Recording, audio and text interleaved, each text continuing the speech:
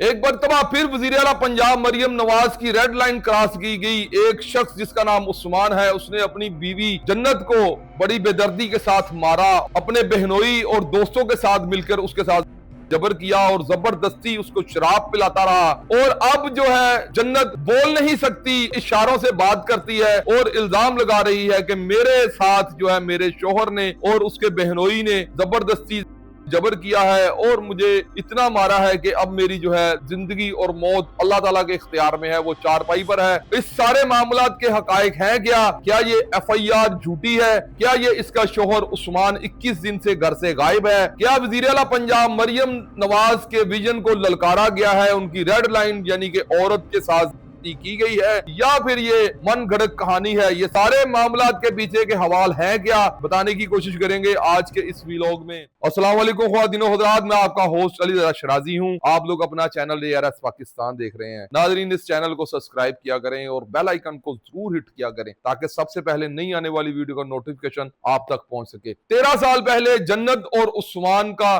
बड़ी धूमधाम के साथ शादी होती है और शादी के बाद इसके घर में अल्लाह ताला औलाद नरीना अता फरमाता है और इसका बड़ा बेटा जिसका नाम हसन है, जो सोशल मीडिया पर आजकल बड़ा वायरल है और अपनी माँ के हक में आवाज उठा रहा है और ये हर चैनल पर ये गुफ्तगू करता हुआ दिखाई दे रहा है कि मेरी माँ का मुंह खोलकर उसके बहनोई ने और मेरे बाप ने जबरदस्ती उसको शराब पिलाई। मेरी फुप्पो जो है आमना और इरम जो है, उन्होंने मेरी वालदा का मुंह खोलकर उसके मुंह में पेशाब किया। और ये बड़ी दर्दनाक स्टोरी है नादरीन, ये सुनकर हर इंसान अपना दिल पकड़ लेता है। और इसके मामलात की जो वेरिफिकेशन है वो पुलिस ने की हुई है और कुछ हकायक किस तरह के गंभीर हैं कि ये औरत बिल्कुल भी बोल नहीं सकती जिसका नाम जन्नत है। और बड़े ही हमारे प्यारे सहाफी हैं, उन्होंने भी इनका इंटरव्यू किया और ये बच्ची जो जन्नत है ये एक जो मैट्रेस बोलते हैं जिसको, उस पर लेटी हुई है बेयारो मददगार, और इसको एक नाली भी खुराक वाली लगी हुई है और ये बोल नहीं सकती।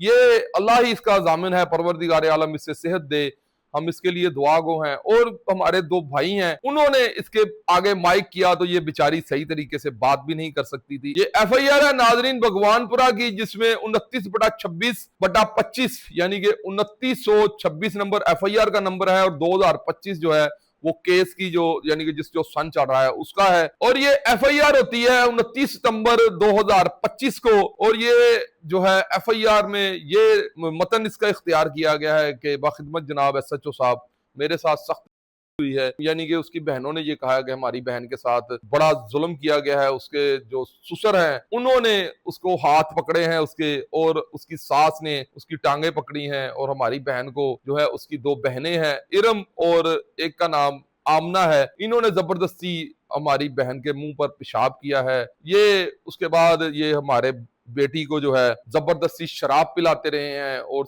शराब पिलाने के बाद उस्मान जो इसका शोहर है वो और उस्मान का बहनोई जो कि आमना का शोहर है और उस्मान का बहनोई है मकसूद उर्फ सुदा, ये भी जो है हमारी बेटी को, हमारी बहन को जो है जबरदस्ती शराब पिलाते रहे हैं और साथ में दो दोस्त और लाके हमारी बेटी से जबर करते रहे हैं। उसके बाद हमारी बेटी को लोहे के पैपों से मारा गया और हमारी बेटी के साथ सख्त है। ये मरियम नवाज वजीर आला पंजाब के विजन और उनके एक बहुत स्ट्रेट फॉरवर्ड जो मैसेज है कि जिसने भी औरत को तंग करना है उसने मेरी रेड लाइन जो है वो क्रॉस करनी है। तो ये सूद उर्फ सुदा और उस्मान जो है इसका शोहर और इसके दोस्तों ने जो है मरियम नवाज साहबा वजीर आला पंजाब की रेड लाइन क्रॉस की है, तो इनको जो है करार वाकई सजा दी जाए।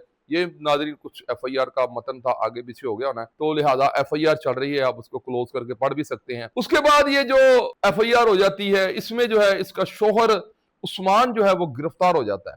और जैसा मैंने अर्ज किया कि इसका बेटा जो है 11-12 साल उसकी उम्र होगी हसन, वो हर चैनल पर इंटरव्यू दे रहा है और बिल्कुल तोते की तरह फर फर फर फर फर फर फर फर बोल रहा है कि मेरी माँ के साथ जो है वो उसे मुंह खोलकर शराब पिलाई गई और उसके बाद जो है ऐसे हुआ वैसे हुआ और मेरी माँ के मुंह पर जो है मेरी फुप्पो ने पेशाब किया है। तो उसके बाद ये ऐसा एक सिस्टम है नाजरीन, अगर कोई भी बंदा देखता है तो वो अपना दिल थाम लेता है कि यार ये कितना बड़ा जुल्म है। अब ये सारा वाकया जो है एक साइड जहां पर एफआईआर हुई है उसकी मैंने आपको स्टोरी बताई। अब चलते हैं दूसरे घर, और जहां पर ये ससुर है जन्नत का, इसको तो ये इसका हाथ ही काम नहीं कर रहा, ये तो पैरालाइज है। ये भी एक बड़ी अजीब सी दास्तान है। और दूसरी जानिब इसकी जो सास है वो भी एक बूढ़ी औरत है, और इसकी जो इरम जो इसकी एक दरानी है और दूसरी एक दरानी जिसका नाम आमना है, वो दोनों इंटरव्यू दे रही हैं और वो बता रही हैं कि ये बिल्कुल सरासर हमारे साथ जुल्म है, ज्यादती है।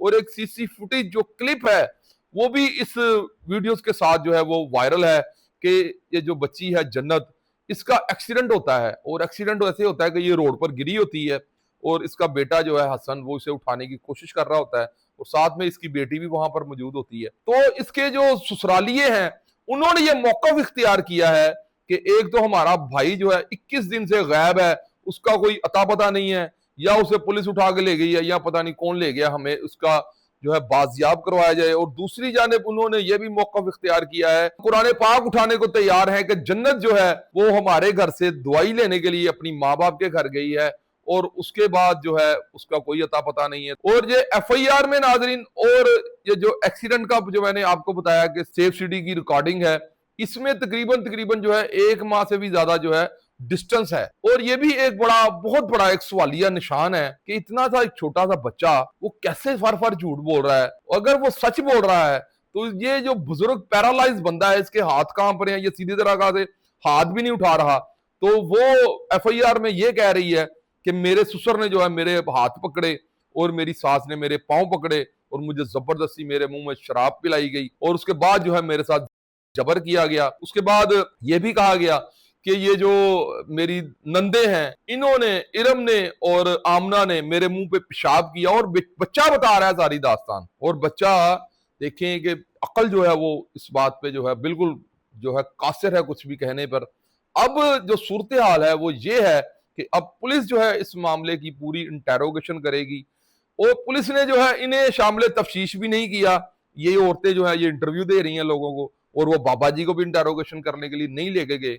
तो उसके बाद इसका जो शोहर है उस्मान, वो ताहाल जो है अभी तक वो पता नहीं पुलिस की तहवील में है या वो कहीं इधर उधर हुआ है। खैर जाहिर बात है उसे पुलिस ने ही अपनी कस्टडी में रखा होगा और उसके इन्वेस्टिगेट कर रहे होंगे, गिरफ्तारी जो है वो इल्तवा में रखी होगी। और जैसा कि आप नाजरीन जानते हैं कि कुरान पाक में ये बात आई है, औरत और मर्द जो है वो एक दूसरे का लिबास है, और एक दूसरे को वो अल्लाह ताला ने उन्हें लिबास के साथ जो है मुशाबत किया है कि ये एक दूसरे का लिबास है, एक दूसरे को ढांपने के लिए। और यहाँ पर तो ये इंतहा हो गई है कि ये जो बंदा है उस्मान, इसने अपनी बीवी को ही बेआबरू कर दिया, उसका ही लिबास उतार दिया और नंगा करके उसको अपने दोस्तों के सामने पेश कर दिया और अपने बहनोई के सामने पेश कर दिया, और खुद भी उसको शराब पिलाता रहा। ये कैसा एक अंदोनाक और अफसोसनाक और दिल दहला देने वाला वाकया है कि जिसको सुनकर जो है इंसानियत जो है उसका तो शर्म से सर झुक गया है।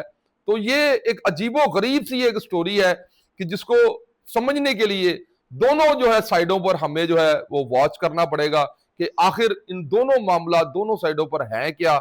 और ये जैसा कि आपको पता है कि ये मरियम नवाज साहबा का विजन है कि कोई भी शख्स मेरी रेड लाइन जो है वो नहीं क्रॉस करेगा, यानी कि किसी औरत के साथ जुल्म ज्यादती नहीं करेगा। तो ये जो जन्नत नामी बच्ची है इसके साथ तो ये इंतहाई बहुत बड़ा जुल्म हो चुका हुआ है। नाजरीन ये जो सारे पॉइंट हैं ये मैंने सारे आपके सामने रखे हैं, आप इस पर गौर करें, और आप इस प्रोग्राम के बारे में अगर कुछ भी जानते हो या आपको कोई भी नॉलेज हो तो प्लीज कमेंट्स में अपनी राय से मुझे जरूर आगाह कीजिएगा। मैं आपके कमेंट्स का जवाब देने की भी कोशिश करूंगा और आपके कमेंट्स पर इसको जो इन्वेस्टिगेट भी करूंगा लाजम। तो इसी के साथ अपने मेजबान अली शराजी को दीजिए इजाजत। देखते रहिए अपना चैनल ARS पाकिस्तान। पाकिस्तान जिंदाबाद, पाक फौज पाइंदाबाद।